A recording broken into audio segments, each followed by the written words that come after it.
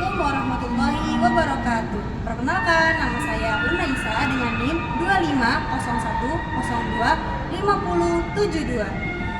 Saya kali ini berada di TMII. Ada yang tahu nggak sih kepanjangan dari TMII itu apa? TMII itu sendiri kepanjangan dari Taman Mini Indonesia Indah yang terletak di Jakarta Timur. Nah, video kali ini saya buat untuk memenuhi ujian akhir semester dengan mata kuliah PLBJ dengan dosen Dr. Bayu Tommy Rizal MPD. Nah, simak video aku kali ini ya. Oke teman-teman, kali ini aku sudah di tempat Galeri Tenun Nusantara. Nah, banyak kan di Indonesia tentang keberagaman di Indonesia. Nah, salah satunya ada pakaian adat.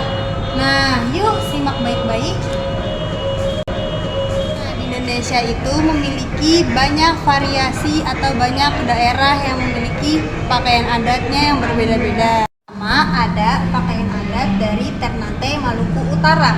Nah, pakaian adat ini biasanya digunakan untuk acara pernikahan, pesta pernikahan mereka.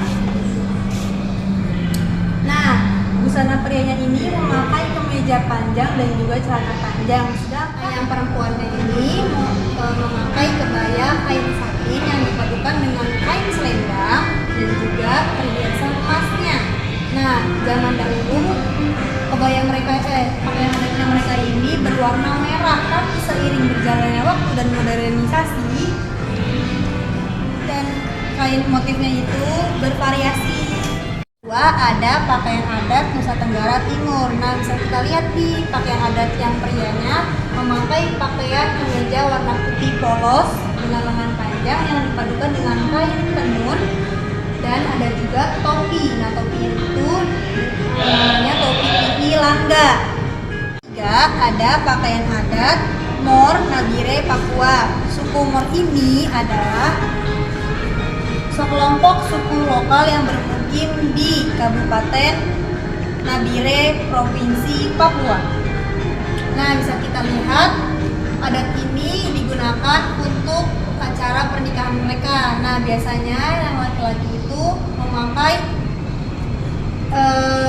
penutup dadanya dari kayu ganemo sebagai atasannya dan bawahannya memakai rok rumbai dan dipadukan dengan topi yang berasal dari sebagai pelengkap. Pengantin pria ini menghiasnya dengan bulu kasuari, panah, judi, dan juga tifa. Kali ini aku akan memperkenalkan salah satu kerajinan tangan yang ada di Indonesia, yaitu menenun. Nah, di belakang saya ini banyak sekali variasi alat-alat tenun tradisional. Nah, di sini juga banyak banget kain-kain tenun tradisional. Nah, ini tenun ikat Iwan Tirta dari Sumba, Nusa Tenggara Timur. Nah, satu barisan ini adalah tenun ikat Iwan Tirta dari Sumba, Nusa Tenggara Timur. Nah, ini ada kain dari Batak Toba, Sumatera Utara yang dinamakan ulos simbolang. Digunakannya untuk selimut terbuat dari katun. Nah, yang ini ada namanya tenun rongkok dari Kalumpang, Sulawesi Barat. Yang ini juga dibuat selimut terbuat dari bahan katun. Nah, di sini juga ada sarung. Nah, namanya sarung sabu dari Sabu Raijua NTT yang dibuat dari katun pewarna alam. Digunakannya untuk kain sarung. Aku akan membahas tentang budaya agraris. Budaya agraris ini melekat pada kehidupan bertani. Nah, kehidupan bertani itu merupakan kegiatan yang sudah ada sejak nenek moyang kita yang berimigrasi ke Nusantara. Sebagai apa sih? Sebagai sumber mata pencahariannya. Nah, dalam mengelola dan memanfaatkan lahan. Di Indonesia dikenal sebagai tanahnya yang subur karena melalui pertanian ini ini kita bisa menjalin hubungan antara manusia, tanah, dan juga alam semesta. Ini namanya lesung, alat tradisional untuk menghaluskan atau menggiling bahan-bahan makanan seperti padi, jagung, kacang-kacangan, dan rempah-rempah. Lesung kayu ini terbuat dari kayu yang keras dan tahan lama. Biasanya kayu ini terbuat dari kayu jati atau kayu ulin. Nah, penggunaan lesung ini melibatkan aspek sosial budaya khususnya pada saat menghaluskan bahan makanan tadi seperti padi, jagung, dan rempah-rempah. Nah, momen ini juga berinteraksi antar anggota masyarakat. Teman-teman, di sini aku akan menjelaskan karya-karya seni yang ada di Indonesia. Salah satunya ada karya seni topeng. Topeng ini berfungsi sebagai karya seni dan juga yang kedua sebagai media dalam upacara ritual keagamaan. Nah, kehadiran topeng juga menjadi bagian penting nih dalam berbagai acara seni yang menghidupkan kembali cerita-cerita yang ada di masa lalu. Nah, selanjutnya dalam kehidupan sosial budaya masyarakat pendukungnya, topeng Nusantara memiliki peranan yang sangat penting. Topeng bukan hanya sebagai karya puncak masyarakat pendukungnya, tapi juga menjadi alat pembelajaran bagi generasi penerus tradisi ini. Melalui pertunjukan topeng ini, kita diajak untuk menghargai para pengrajin topeng, untuk mengapresiasi nilai-nilai yang diwariskan sebagai fondasi dalam melestarikan warisan budaya yang berharga ini. Nah, di sini tuh ada banyak macam-macamnya, teman-teman. Saya sebutkan ya satu-satu. Di sini ada topeng tikung pisek dari Kuripan, Lampung Selatan. Nah, yang kedua ada topeng celupuk dari Bali, teman-teman. Kemudian ada topeng Surabupita dari daerah Yogyakarta atau Jogja. Setelah itu ada topeng Suramadendo dari daerah Jawa. Ya. Nah, ini ada nih teman-teman, topengnya besar sekali. Tahu nggak namanya apa? Nah, ini namanya topeng dari daerah Gianyar, Bali. Namanya topeng Gajah Waktra dari daerah Gianyar, Bali, teman-teman. Di sini ada berbagai macam seni. Yang pertama ada bening abang genongan bayi dari suku Dayak. Nah,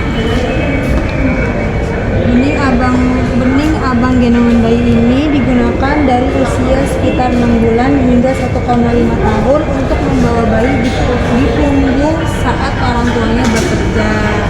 Kemudian yang kedua ada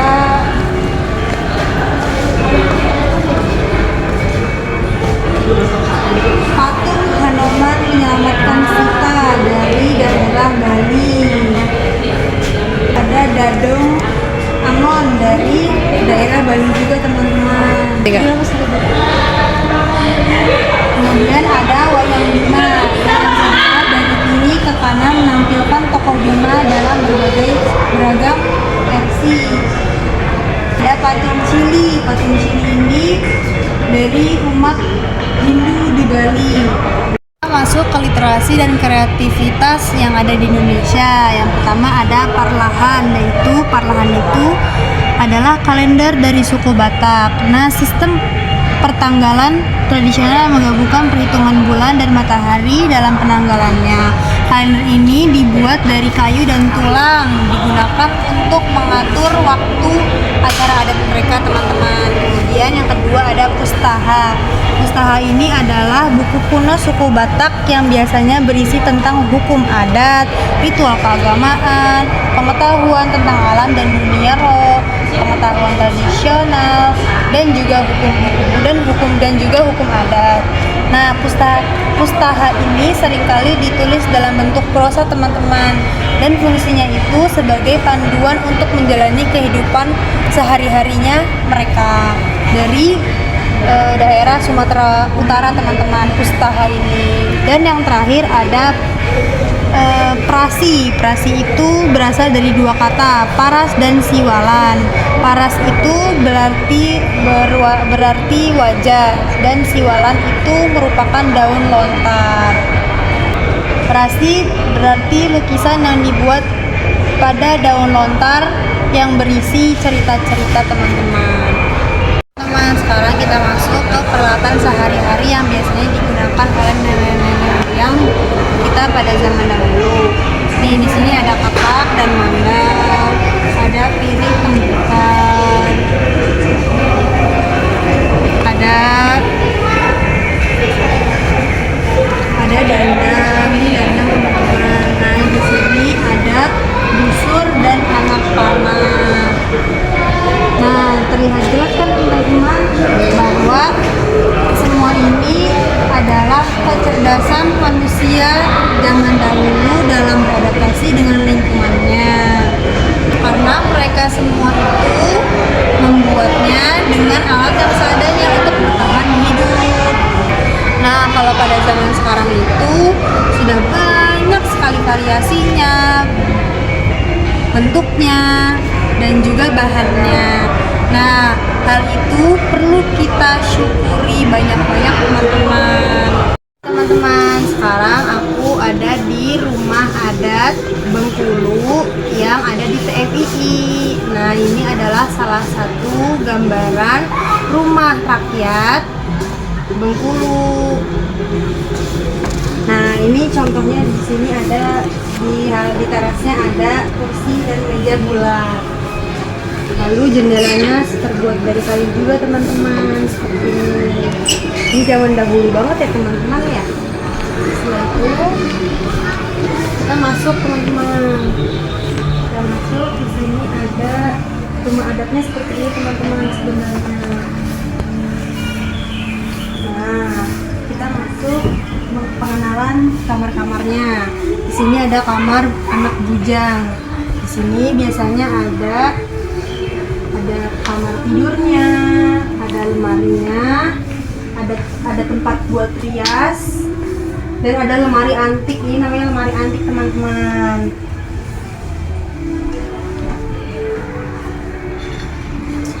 Oke, kita masuk ke kamar orang tuanya. Kamar orang tuanya itu ada lemari baju. Nah, biasanya orang tua itu pakai kamarnya tuh pakai lemarinya tuh kayak gini teman-teman, besar, ada cerminnya biasanya di kamar orang tua. Terus tempat tidurnya seperti ini, kayak kelambu teman-teman, ini namanya kelambu. Setelah itu seperti tadi ada lemari antik dan juga ada ruang rias atau kamar rias, meja rias teman-teman. Kita masuk ke kamar terakhir. Nah, itu ada kamar anak gadis. Ini biasanya buat anak-anak cewek nih. Ada apa aja sih?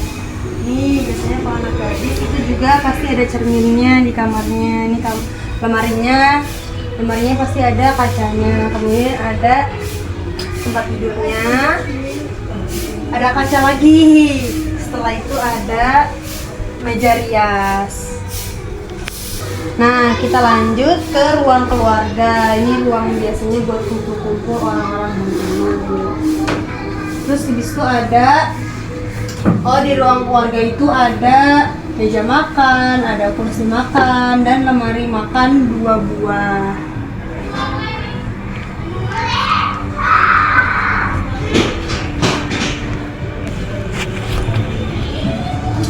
Nah, ini tuh adalah dapurnya teman-teman. Kelengkapan dapurnya ada rak piring. Ini ruang sampingnya teman-teman.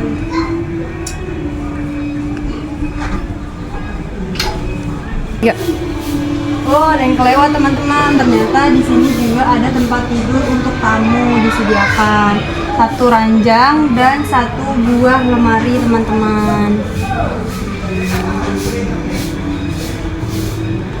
Nah, di sini ada juga ruang tamu. Ruang tamunya ada tempat tidur tamu, tadi meja tamu juga, dan lemari hias. Teman-teman.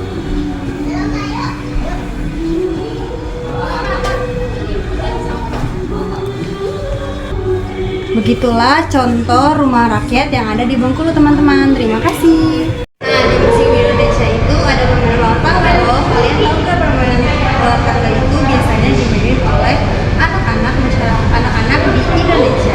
Mau tahu nggak sejarahnya kayak gimana? Nah, di sini dijelasin bahwa permainan bawah tangga itu asalnya dari India, sudah ada sejak abad kedua. Nah, permainan ini biasanya mengajarkan bahwa kotak yang memiliki tangga menggambarkan kebajikan atau kebaikan, dan kotak yang ditempeli kepala ular itu menggambarkan kejahatan. Seperti itu. Nah, gimana sih cara permainannya? Yuk simak baik-baik. Pertama, kita ambil batu dulu, biasanya dikocok. Tapi kalau ini kita mainnya di tempat yang besar dan memakai bantal dan kita lempar. Nah, aku dapat 5, kocokan 5, berarti aku mainin 5 lapak.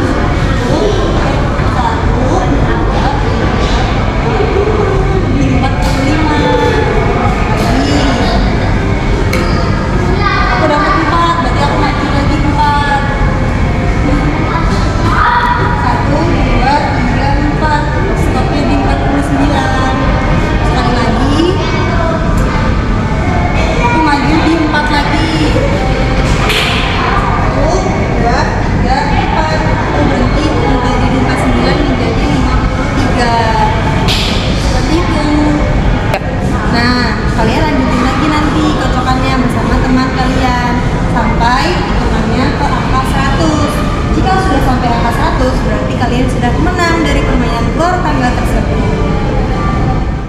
Halo teman-teman, aku tuh sekarang lagi ada di Budaya Jakarta, yaitu di Taman Mini Indonesia Indah yang ada di Jakarta Timur.